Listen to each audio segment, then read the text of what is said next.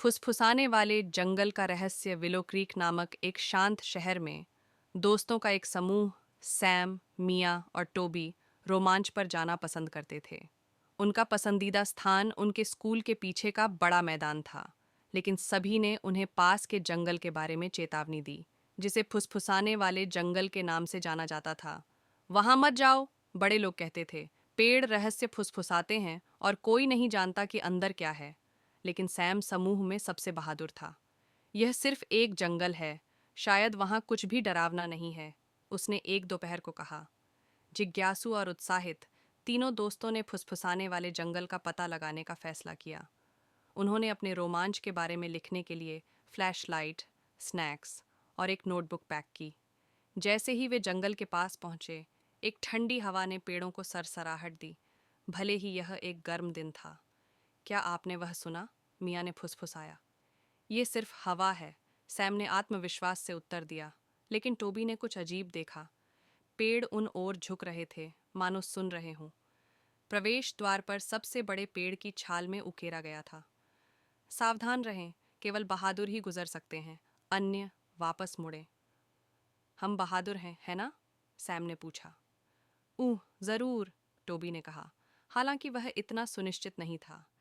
जैसे जैसे वे जंगल में गहरे जाते गए, वैसे वैसे अंधेरा बढ़ता गया। सूरज की रोशनी मुश्किल से पत्तियों की मोटी छतरी से टूटती थी। अचानक हवा में एक कोमल फुसफुसाहट तैरने लगी। वापस जाओ। मिया जम गई। क्या तुमने वह सुना? हाँ, टोबी हकलाया। शायद यह एक अच्छा विचार नहीं था। लेकिन सैम आगे बढ़ा। यह शायद फिर से सिर्फ हवा है। चलो चलते रहते हैं। फुसफुसाहट जोर से बढ़ी। वापस मुड़ो, तुम यहाँ नहीं हो। लगभग घंटों के बाद तीनों एक छोटी सी टेढ़ी मेढ़ी झोपड़ी पर ठोकर खा गए। ये प्राचीन दिख रहा था, टूटी हुई खिड़कियों और इसके टिका हुआ दरवाजा के साथ। चिमनी से धुआं उठ रहा था। यहाँ तक कौन रह सकता है? मिया ने पूछा, उसकी आवाज़ कांप रही थी। चलो पता करते हैं, सैम ने कहा, झोपड़ी की ओर चल रहा था। रुको, शायद हमें नहीं चाहिए, टोबी ने चेतावनी दी, लेकिन बहुत देर हो चुकी थी। सैम ने दरवाजे पर दस्तक दी और यह अपने आप खुल गया। अंदर झोपड़ी मकड़ियों के जाले, धूल भरे फर्नीचर और अजीब चीज़ों से भरी अलमारियों से भर गई थी। चमकते हुए पत्थर, पंख और यहाँ तक कि जो दिख रहा था, दांत। डरावना, मिया ने फुसफुसाया। अचानक दरवाज़ा उनके पीछे बंद हो गया। कमरे के कोने में एक छाया हिली। मेरे घर में प्रवेश करने की हिम्मत किसने की? एक गहरी आवाज़ गर्जना की। दोस्त एक साथ हडल्ड, कांप रहा था। अंधेरे से एक लंबा लबादा पहना हुआ व्यक्ति उभरा, जिसकी हरी आंखें चमक रही थीं। हम हम क्षमा चाहते हैं। हमारा इरादा आपको परेशान करने का नहीं था, टोबी हकलाया। आपने फुसफुसाने वाले जंगल में प्रवेश किया है, जहां केवल बहादुर ही गुजर सकते हैं, व्यक्ति ने कहा। यदि आप छोड़ना चाहते हैं, तो आपको मेरी पहेली को हल करना होगा। असफल, और आप हमेशा के लिए यहाँ रहेंगे। आकृति ने एक चमकती हुई पर्ची पकड़ी और जोर से पढ़ा। मैं जीवित नहीं हूँ, लेकिन मैं बढ़ सकता हूँ। मेरे फेफड़े नहीं हैं, लेकिन मुझे हवा की ज़रूरत है। मैं क्या हूँ? दोस्तों ने घबराए हुए नज़रों का आदान प्रदान किया। एक पेड़, मिया ने अनुमान लगाया।